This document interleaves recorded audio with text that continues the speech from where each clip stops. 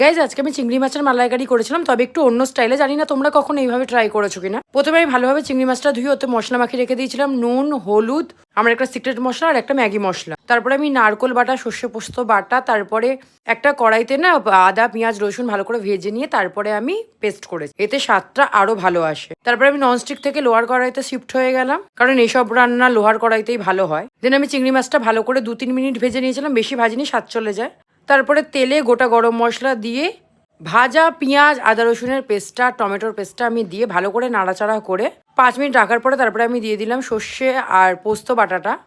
ওটা দেওয়ার পরেও 2-3 মিনিট নাড়ানোর পরে আমি দিয়ে দিলাম নারকোল বাটাটা। এটা দুধ আমি বের করিনি, পুরো পিওর বাটাটা আমি দিয়ে দিয়েছি। এরকম ফার্স্ট টাইম রান্না করলাম, কেমন হবে আমি জানি না, এখনও খাইনি।